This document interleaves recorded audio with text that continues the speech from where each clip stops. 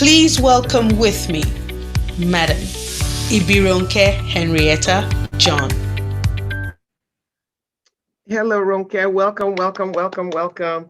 And it's good to have you here. We have you have a powerful story that I'm sure that our audience will enjoy and learn from. And so, without further ado, where are you? Okay, there we go. And so, we want to talk about adverse childhood experience today. We know that you have a powerful story, and you went through our the training on integrated trauma care program. And not only are you a coach, but you also live that life. You're talking about post-traumatic growth. A lot of people understand post-traumatic stress, PTSD, but there is life after trauma, and that's what we call post-traumatic growth. So this interview today is to share that story. And so let's get it started. Can you tell us a little bit about the trauma that you experienced? First of all, introduce yourself. Welcome. If anything that wasn't said on that introduction and you want to share, feel free to say that. And then tell us about the trauma that was experienced. Thank you so much for that lovely welcome. That was really good. I don't really have anything to add about that introduction. That was great. I am a mother of 3 children. Well, they are young adults, and I'm really proud of them. Each of them are pursuing their individual dreams and goals, and it varies.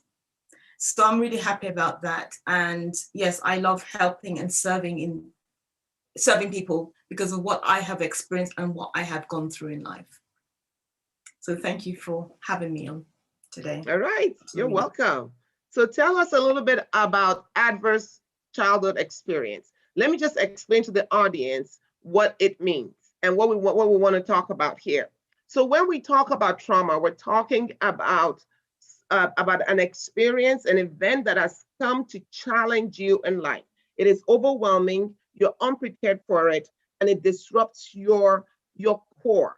And adverse childhood experiences, on the other hand, is exactly what it means. It's those adverse experiences that we go through in childhood, and there's several of them. It could be a divorce, it could be rape, it could be some kind of neglect, some kind of abuse, some kind of your parent goes to jail, all kinds of all of those negative experiences that happens in childhood. Studies have shown, actually there's a huge study that was done by Kaiser here in the United States, and there were over 17,000 participants in that study. And if you know anything about research, you know that's a huge study, right? And there was a high correlation between adverse childhood experiences and what happens to us in adult lives. So there is a high correlation or relationship between those. So if you have the more adverse childhood experiences you have, the more negatively we will be impacted as an adult. So you experience it's a complex trauma that you experience in childhood. So tell us about this, and then we'll take it from there. Let's just chat a little bit about what happened. Well, certainly, in order to do that, I'll have to go back from my childhood. So I was born in England, and I believe that I believe my mother became pregnant with me through what you would call marital rape. Okay, so that was the first problem. So from inside the womb, there was problems already with this pregnancy that she didn't want to have. And then obviously I was born, and I would take events back from probably about the age of 3 or 4, because if you know anything about African, especially West African parents who were students, they would sometimes foster their children out in order to continue with their studies that were full-time. So my parents fostered me to a number of foster carers, and most of those foster carers were, by the way, white, probably a bit middle class, well-to-do people, families that were established. All I know is that there was one particular woman who I grew fond of. I called her Nana, and that was in Kent. And so all I know is that my parents told me that every time they'd come and visit me, I wouldn't want to respond to them. All I can tell you from that was that I loved Nana and she loved me. It was unacceptable love, you might say peace or satisfaction, joy, whatever. So even though I was Black and she was white, there were no problems. And as far as school was concerned, I was excelling in school, getting all these stars, and life was bliss. And I actually put that in my book. So we'll talk about my book later. One particular day, my dad came with my mom, and they let my Nana know that today was not going to be the normal visit, but that they were going to take me for good. She was unprepared and I was unprepared. So that is how we got that, she packed my things and I was traveling with my parents to London in a train. I possibly was about 5.5 or 6, but what I would say was the strong emotions I had were acute loneliness. I wanted to jump out of the train. And the trains in those days were ones that you could open the door. To get in, to access the train, you had to open the door, or open the window, lower the window and open the door from outside. But I thought, no, they wouldn't allow me. They would be able to grab me. I was just thinking in a survival state already, what I could do to escape this forced, in my mind was like they had snatched me. And I knew that they were overpowering. And like I said, 5.5, the emotions I still remember today feeling was everything was overwhelming. I had this sense of everything is heavy. Everything is heavy and big. Cold, I felt cold and withdrawn. So I got back to London, and I can't remember obviously every single day, but what I do know is that the physical abuse started because for some reason I lost the power to speak, like I say just now, I couldn't say 1, 2, or 3 anymore. Everything became stuttered. And Okay, just a minute before you move on. How long were you with the foster parent? I would have said maybe about 2.5 years or so. I really can't remember the actual time frame. My older brother would probably remember more. Okay, no problem. Okay, thank you. Go ahead. And so my parents were enraged because they said you were doing really well, and yet you can't speak one, you can't even pronounce one. So they wouldn't let me sleep in time, and they would make me be on my knees, capital punishment, Anybody knows it, on your knees, stool down or stool down. All this was new to me. Remember Nana, where I came from, hugged me, loved me, no problems, could do what I want. And suddenly these parents were overbearing. So the next thing that came up was this sense of the world, or they are overbearing. The consequence of all that, of their beating and obviously being tired because they didn't allow me to have enough sleep because they wanted me to learn, and it didn't help because I wasn't learning, was that I became resentful. I remember as a child, I had resentment, but I couldn't let them know. And so I withdrew. I'll tell you why I knew I withdrew, because I obviously had toys from them, maybe other family members or friends, but I would not play with a single toy. As far as I'm concerned, they were, as far as I was concerned, they're locked up in a cupboard.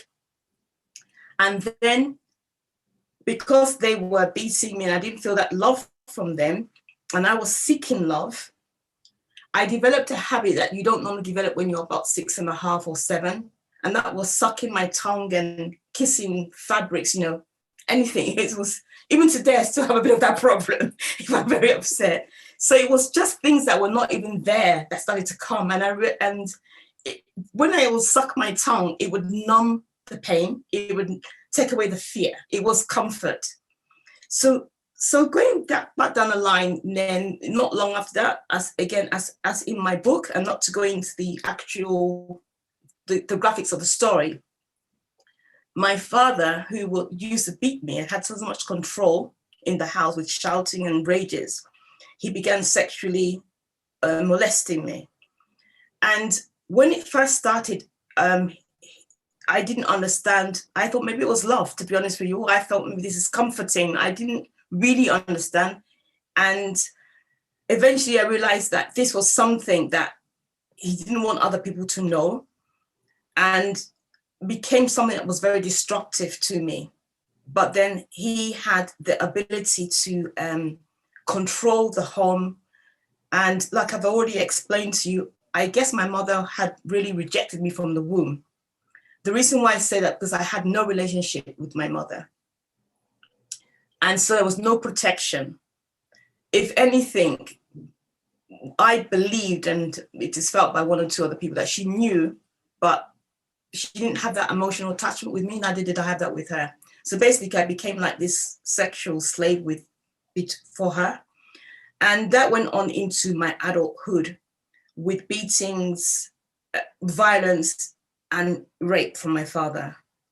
And so by the time I got to the age of, let's say, but it went into my teenage years and went back to Nigeria. It kind of subsided for a few months, because they put me in a boarding school, the Nancy. But after a few months, I had to go back to where my parents were living. So it continued. And by now, my father had decided that he had the right to do what he wanted to do, and no one could stop him. So he became quite ferocious. And to be honest with you, I didn't enjoy any sense of my growing up, of my body. I literally disliked my body. Did I try self-harming? Yes, I did. But I was never very good at it. And I must say to you, in between the line, I had tried to commit suicide, which you can understand. I also, one time I remember I took a knife. I wanted to kill him if I could. And he just laughed at me and said, you can't do that. But so it was this psychological, it was like living with somebody with who had mental health problems himself, but that was not the reason why. That was not an excuse, because he had so much control over my mind. But my nature had always been a strong nature to some degree, but at some point I began to cower in.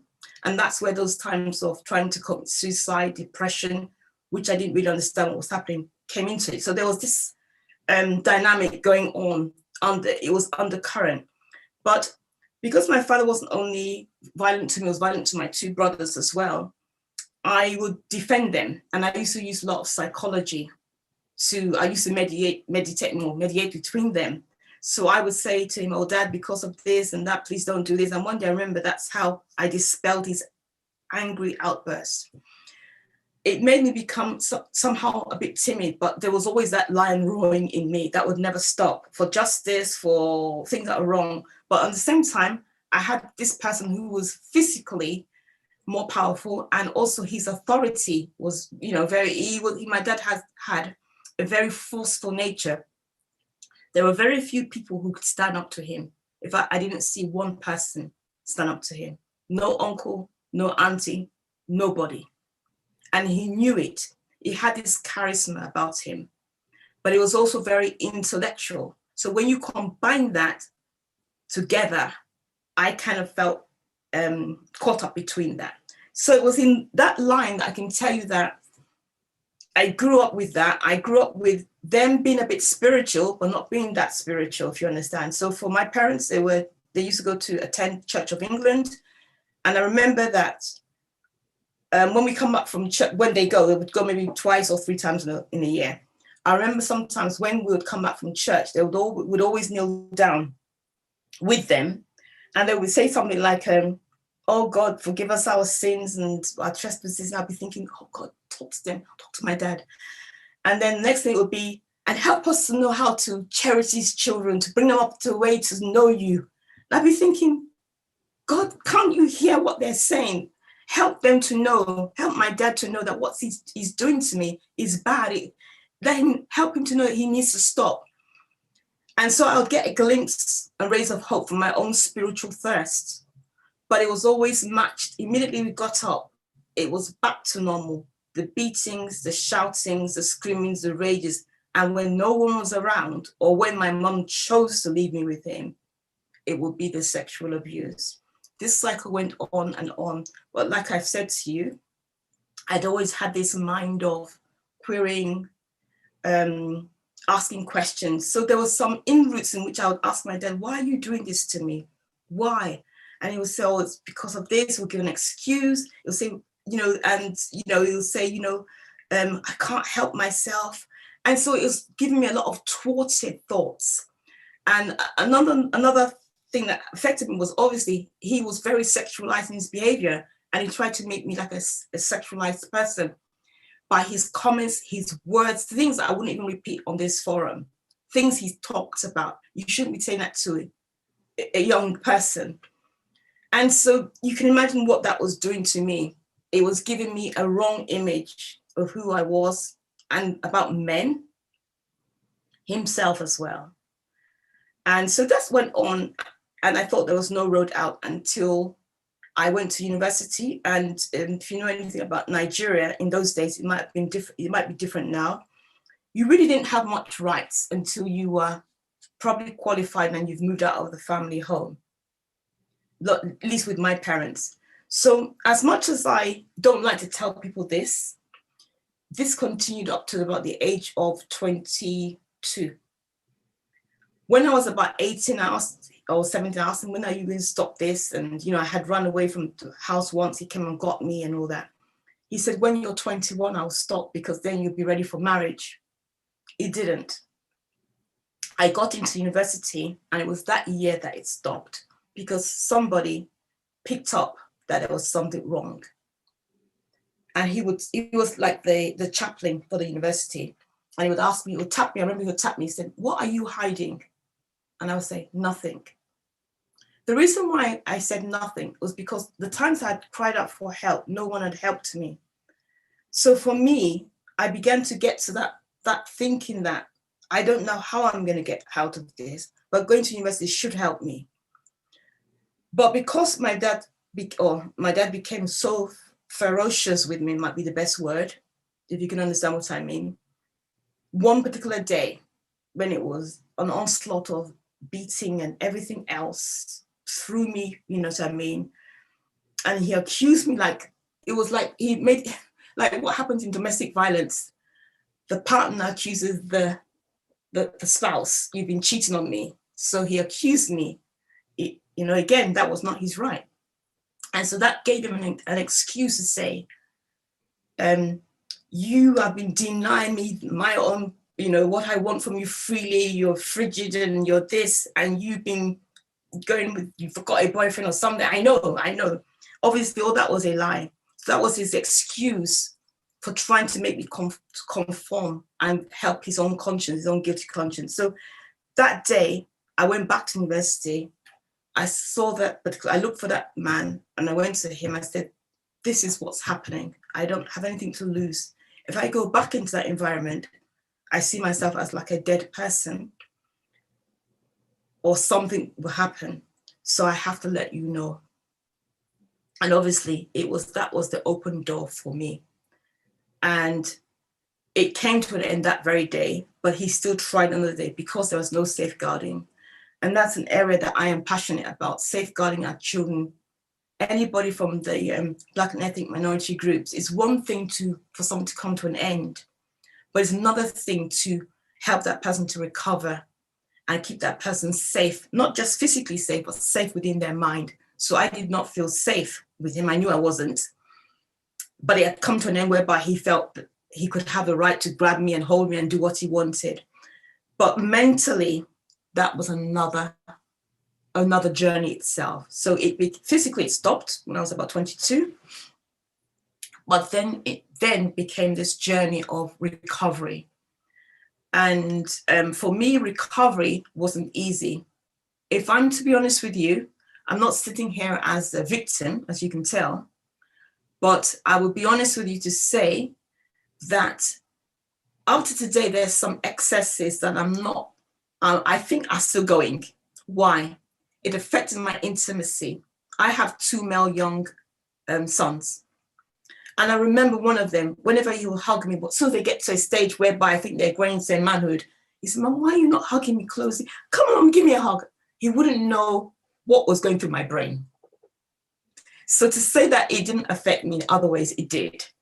But I've been journeying through that because I went on to become qualified as a social worker / probation officer. I love my sons, they're doing well, my daughter's doing well. And I did get married. Obviously, they're the product of that marriage. And then that's another scenario of itself, because there was abuse in that marriage, in that relationship. But for me, the journey and the awareness I would like to I bring here today is that, because they say black don't crack. I don't know who've heard that expression. If you're black and you're a woman, you're resilient, you're this, you're that, you know, you're strong. Our ancestors were strong, but that is a bit of a myth, because black don't crack, but inside you're cracked, you're damaged. And I was a damaged human being functioning on the outside. So for me, yes, I got my degree. Did I work with compassion? Yes, I did. But there were so many things that had to be dealt with. And I must say, in between this, I saw what we call deliverance. Anybody from an African or Caribbean nation, some people call it maybe deliverance, some people call it exorcism, casting out the spirits, whatever you want to name it. Because I was having dreams. There were certain behaviors I was having. And it was so bad, it was like torments, nightmares. And obviously you can imagine doing that, telling somebody else, maybe someone who's not trained, and trying to get, you know, trying to trust them with your life. And I realized that even in doing that, people tried to abuse me. I remember one particular man who I looked up to. I was foolish as well, okay? So I shouldn't have gone to his house for so-called prayer. I remember that I went there and he was meant to have other people come, but I was the only person who came, unfortunately. Oh my God, I was praying at this, God, please get me out of here. I didn't know, I'm really sorry, just get me out of this place, because eventually he kind of pinned me to a wall and said he was doing deliverance. And he started saying, all those spirits in you that want me to have sex with you right now, I'm casting, and I was thinking, if that is what is in your mind and I'm in your house, I could be in trouble. But thank God, God heard my prayer. So what I'm trying to say, in the seeking this exorcism or deliverance, I found myself very vulnerable, not only men and women. Because if you're doing what we call those prayers of deliverance, drug exorcism, and you don't respect the person's body, you touch them in places they never gave you permission, to me, it's a form of abuse. It just highlighted everything. So you can imagine now I'm like this roaring person, very, very sore, but on the outside, pretending I'm functioning. Eventually, I got to realize all that was wrong. I had a sequence of dreams again, and I realized I was experiencing trauma. And one of the dreams I had, even up to my 30s into my 40s, was regarding my mother. Persistently, I would have a dream. I would see my mother taking me in a car, or we were in a car, and it would be misty and spooky, misty, and she would suddenly be going away, leaving. And in the car, we saying, Mom, don't leave me, don't leave me, don't leave me. It went on for a number of years until I went to this, again, so-called minister that does prayers and deliverance, a woman, and she gave me a very wrong counsel, a counsel that was not in line with what she should have. And so, I went on by that, finding my way through.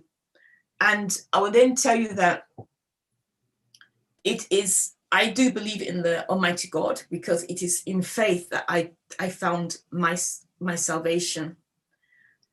I believe that for other women who've experienced what I've experienced, or other men, some don't make it to have a sound mind. I'm sharing this today, and I am trying to bring in awareness, because I recognize that I'm indeed a survivor and a thriver.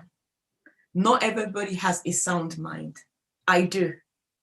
But even then, with the soundness of mind, because I'm not tearing my hair out and all that, I recognize that my brain had to be healed.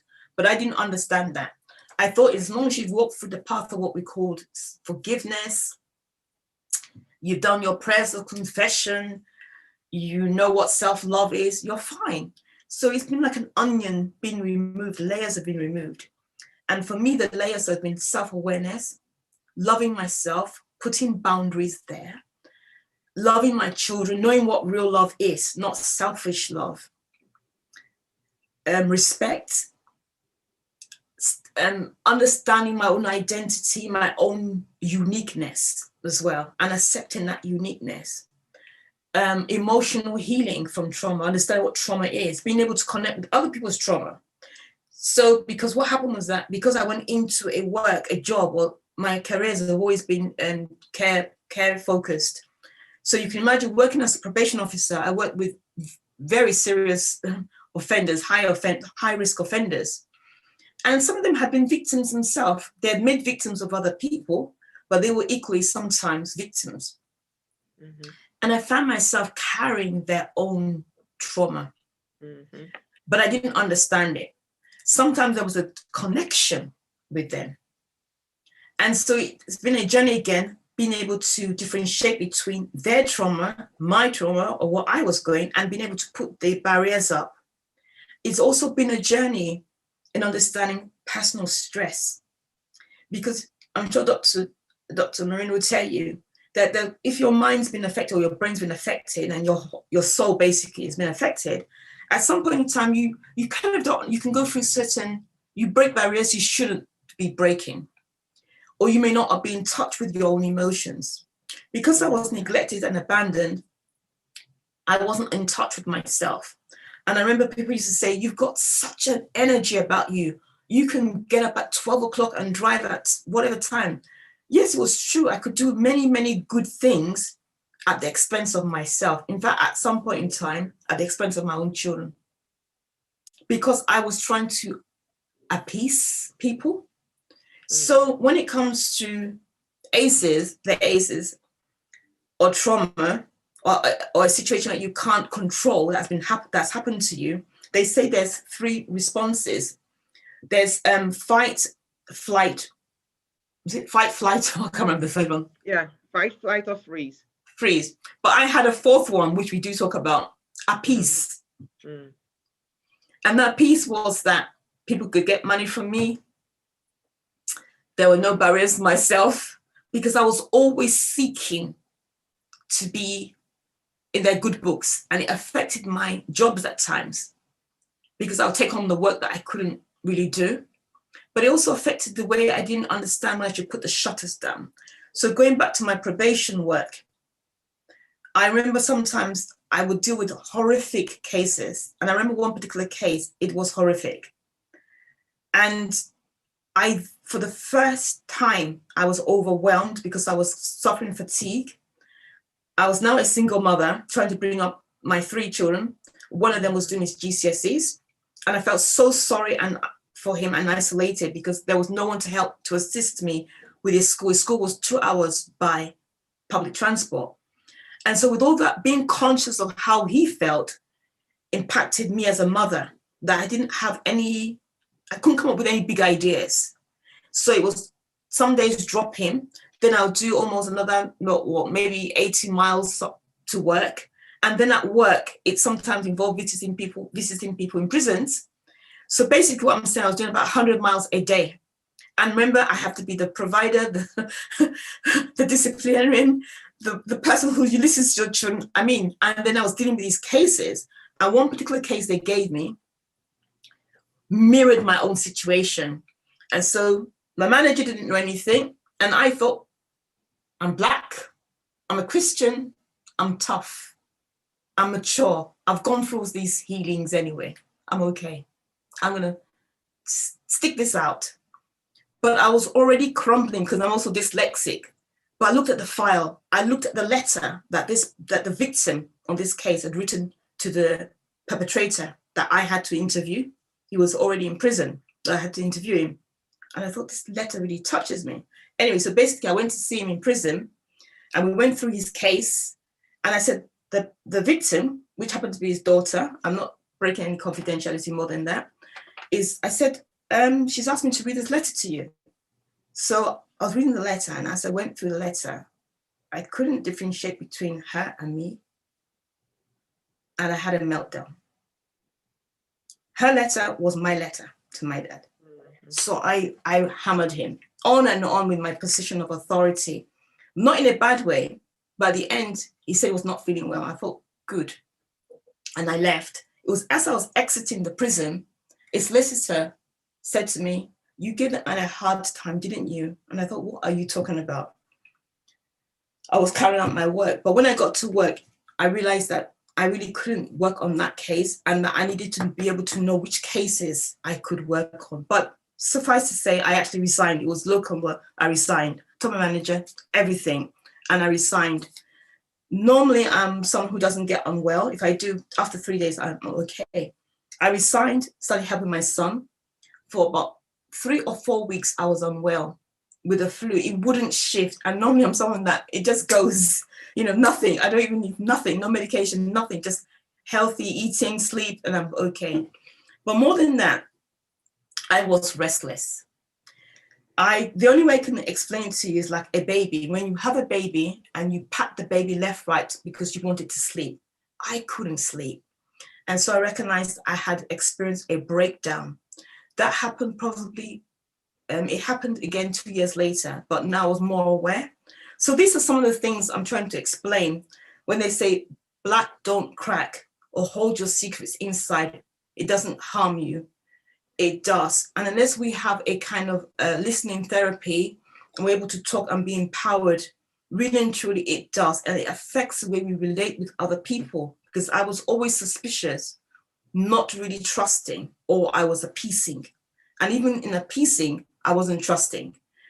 You understand? And there was a lot of financial abuse as well that came in. So I think in a nutshell, that's where I have taken to in terms of the trauma. What happened after that was that light, like I can feel light now, light did come into my mind. And I remember that reading books, going for meetings, different things happening, emotional well-being meetings, all that happened to me. That was all a process that helped me out. My children helped me out because as I told each one, well, my daughter knew first. Well, my 2 older ones knew. The last one I didn't tell him. But the day I told him was on Mother's Day. I chose the time and I made sure that my other 2 were around. So my eldest son explained to him, because the youngest one, he used to say to me, what are you hiding from me?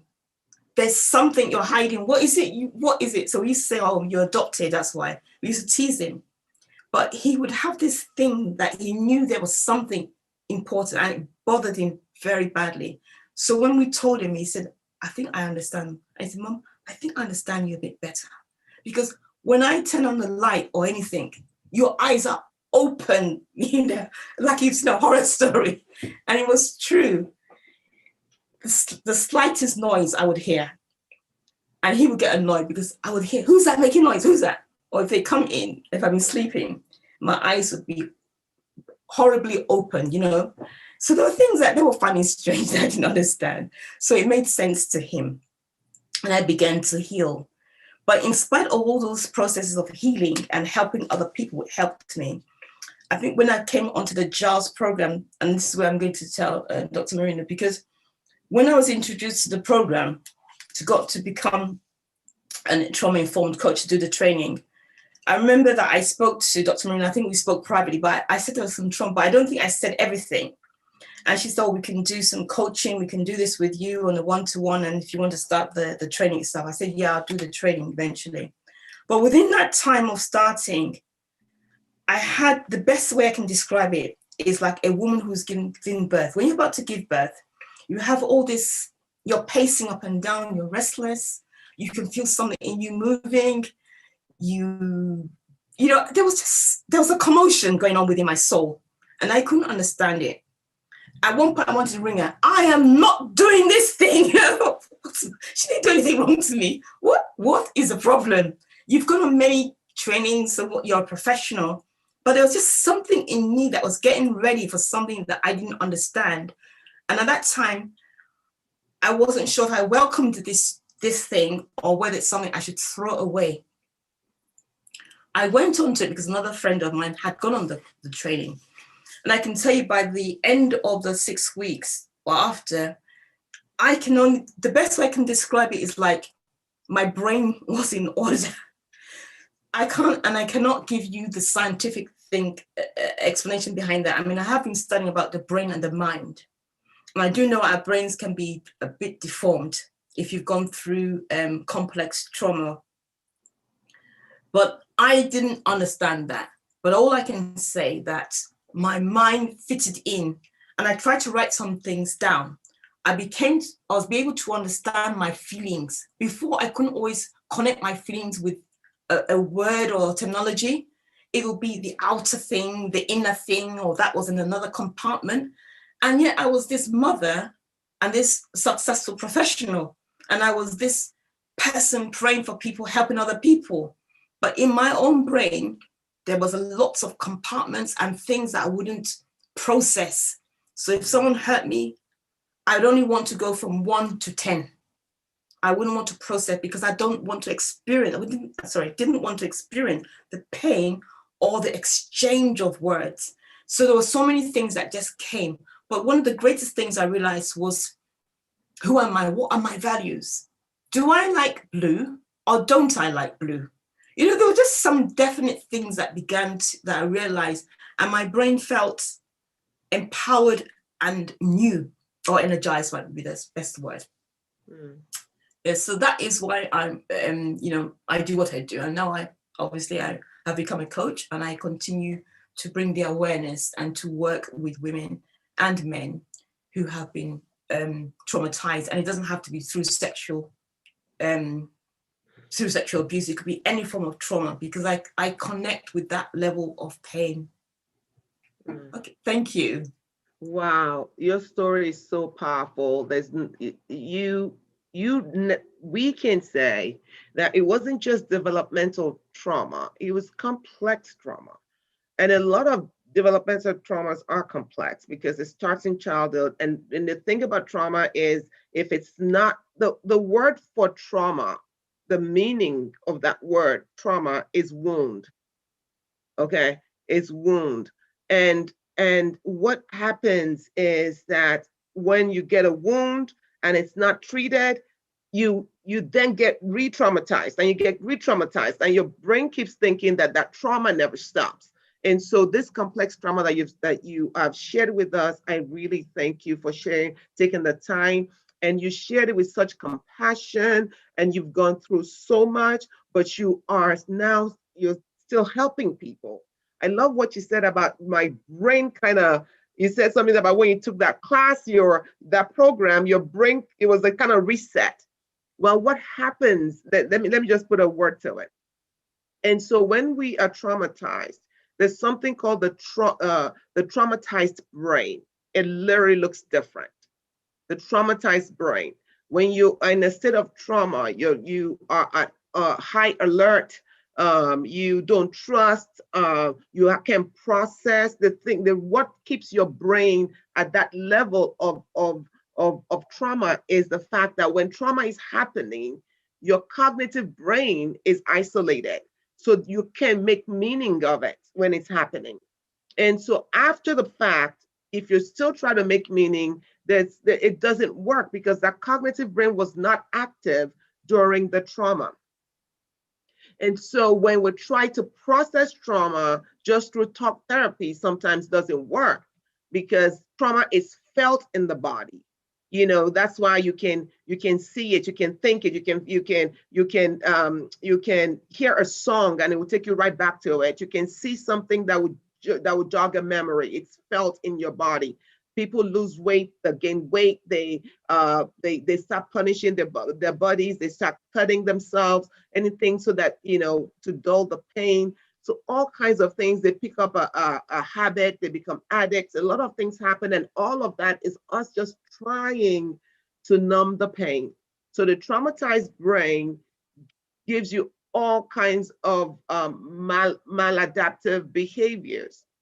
However, the integrated brain is what you were talking about. That is exactly what you said. My brain felt like it just fell in place. So what happened with the integrated brain, which is what we all want to have, is a brain that has processed the trauma and they have settled it. It has become an experience in your life and not the experience of your life.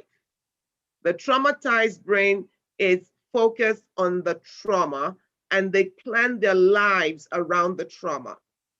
the integrated brain has processed the trauma, and they have now allowed the trauma to become a part of their history and not their sole history. So we want to thank you for sharing the story with us. And I'm sure there's questions. I think there's 1 or 2 questions. And yes, Bimpe, we can share the slide for the training. But let's look at, I think there was a question. So one was, what is the best way to oust an abuser in our culture, even as an adult? Is that for me? Yeah, okay. I'm assuming. What is the best way to oust an abuser in our culture, even as an adult?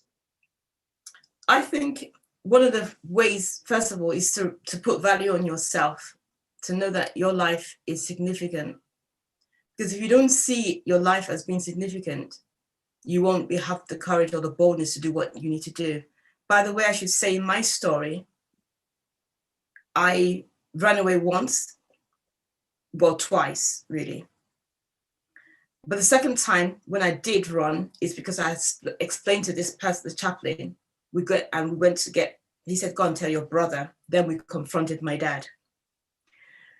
But I've had to also run away due to domestic violence. I ran with my children. And I remember that in running or moving, running or moving, which is because at that time I thought my life and my children's life is so important. So the first thing is to recognize that you're unique. You don't deserve to be violated. And another thing to be able to oust an abuser is to see what the abuse is, to process that. So we know there are about 7 or 8 types of abuse. There's the physical, and that involves biting, stabbing, pinching, slapping, whatever, kicking. There's also the psychological, abusing somebody, anything that is precious to them. There's the emotional, which could be of neglect, denying, minimizing, that's there. There's the financial. There's the sexual abuse, which in Africa we don't like to accept. But I've given you a bit of a history of my own. My mother later told me, I had to speak to my mother, and she kind of said indirectly, I don't know if that was true or not, that I was conceived through rape, basically. So we don't want to talk about those things. And then we also, so we have this, and then you have controlling and coercive. Coercive is where the person puts you under pressure to do things you don't want to do. And control is obviously your phone, everything, where have you been, who have you been to, and all those stuff, looking at your emails. So you have all sorts of, I need to know that none of them are good, and all of them are defined as domestic abuse. Don't say one is worse than the other. They all affect you. So when you come to that realization, you can oust by getting information. What are your rights? If you're in England, if you're abroad, you might need to have a relation or a friend, depending on the severity of it. So if you know that your life is at immediate danger, then you need to contact the police or the courts or whatever you might have. In my case, obviously that is coming to domestic violence as an adult. I didn't know what my rights, believe it or not, even though I was a qualified probation officer, I didn't know what my rights were fully. So I just left with my children. I knew we were in danger. And so it's about getting information and working on the information, but it starts from you. Do you really feel your life is about being subjected to abuse? I've given you about 7 examples of abuse now. Do you not feel that if you continue with that, your mind will go? Because with me, when I also went through both what I went through as a child and into the marriage, I remember one time I was on the borderline of becoming mentally unwell. I knew it. Oh, by the way, I should tell you, with my dad, when I was extremely stressed, not my dad, that was before, just after that all finished, I became unwell. So I did have some malaria that might have added to it, but I became extremely depressed. But after that, I started hearing voices. And I knew I had to not let that take over my life. You understand?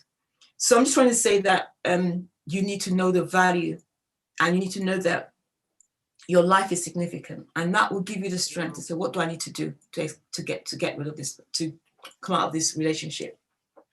Thank you so much. Look, thank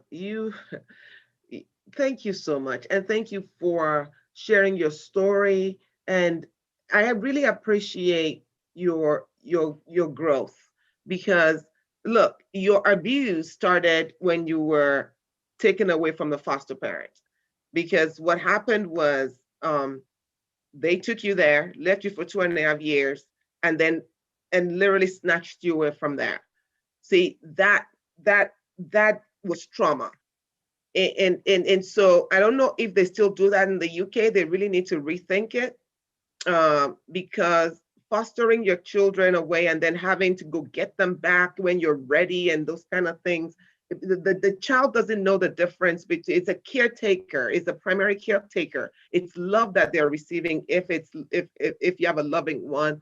And then when you go and you just take them back, you literally traumatize them. So the trauma started there and it escalated. Just wanted to highlight that and say that for anybody who was fostered in the past and they had to go through that, maybe it's for you to start looking for help and get some help, because it's important that you treat that wound of childhood. If you do not treat your childhood wounds, you will live a traumatized adult life. There is no, that's just the way it works.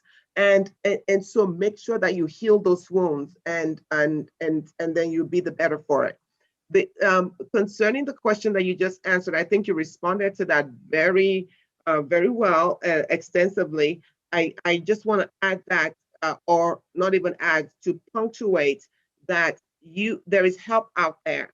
I don't even think the focus should be in outing the abuser, but you being safe and you being healed. Okay, it's going to be about you. Make sure you get the help. And silence is no longer an answer for all of this abuses, sexual abuses, domestic violence. Silence is no longer an answer. As African women, we need to say, and men, we need to say, no, we are going to stand up for our daughters. We're going to stand up for our mothers. We're going to stand up for our sisters and our aunties and our grandmas. We have to stand up for them. And so male, female, we need to make sure that we become a community that supports the traumatized and not the abuser. We support the one who has been abused and not the abuser. So yes, you can't do it alone. You cannot do it alone. It takes a village in all of this. So if you are in any situation right now and you know that you've been abused when you were younger, it is important for you to speak up. It's important for you to speak up. And the reason being, while you're healing yourself, you might be saving somebody else from experiencing the pain from your abuser. So that's another reason why we need to talk about it.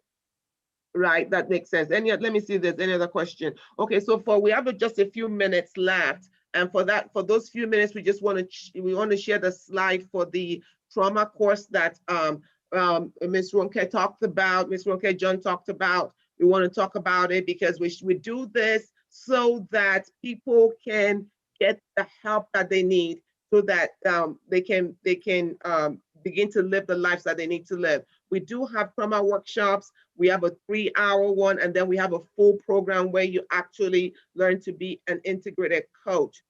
So we're gonna, if Binke is there, so she can share that screen, let me know. Okay, I hear silence. There we go. I'm here. Good evening, everybody. Can you hear me, please? We can hear you. Go ahead and make it bigger so we can see it. Make it into a slide. Yeah. Okay, so Doctor, do you want to talk through this? Yes, I'll talk through it. So just give me the screen. So the Integrated Trauma Informed Care Program is the program that I just talked about. This is what Ronke said she went through. And then for that program, there are 5 modules. There are 5 modules to the program. The first one, it's literally about trauma, what it means, and we'll learn about we'll learn about the trauma, the different types of trauma. You get the assessments for it. We talk about the theories that is the foundation for this particular trauma-informed care. Then we have modules that talks about assessment and care. I'm already talking past what you've said, right? We have modules that talk about assessment and care. We have modules that talks to us about how to actually set up the program. We have modules that talk about treatment. So it's a very intensive course. It's a course that prepares you to be educated, to be effective. We have what do you call it, instructors from across the globe. We have psychiatrists as instructors. We have mental health specialists as instructors. We have professors who take each one of those modules, and I also teach one of them. And I think I've already said what Binkley was going to share on the screen. So that's it. Vims. Yes. Okay. So, all right, so I got it. Thank you so much for that. okay. And if you're interested in registering, we start one in February. Yeah, we start one this February. The lectures start on Saturday, so you actually have a few more days to enroll into the course.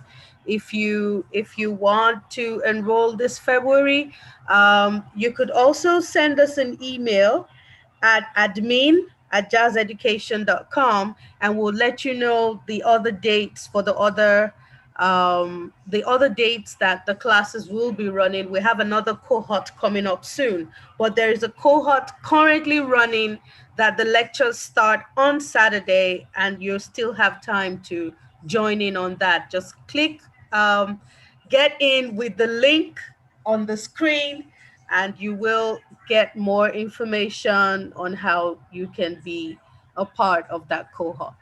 Thank you. Maybe thank you. You can put the link in the chat, and that would help. All right, thank you so much, guys. Thank you so much I want to thank my guests. You have many people saying thank you. Your story has been very impactful. I really appreciate the fact that I like the way you share your story. You share your story with such passion, but at the same time, you can see that you're coming from a place of help.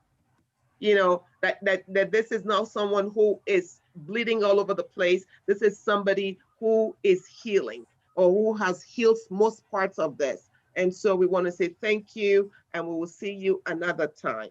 Can we hear it again? I had to log in. Here, okay, I think somebody says hear something. So just put the bit.ly on there. The video is on our YouTube, and we will share the video to those of you who attend if you request for them for it. So thank you very much, Ronke. Thank you. We'll see you another time. We'll have to invite you back, because there's so much I would love to just talk about and dig into your story a little bit. So we will bring you back if you're willing to for part 2. Thank you. Thank you. Bye, everyone. Bye. Bye. Stop recording. Bye. Bye. Bye. Bye, guys. Bye, thank you. You're welcome. Thank you so much. Bye. Bye. Bye, Professor Dutton. Oh, bye. Bye. See you. That sounds like Kike's voice. Okay. I don't see you. But okay. Hi. Bye, Kike. Thank you so much.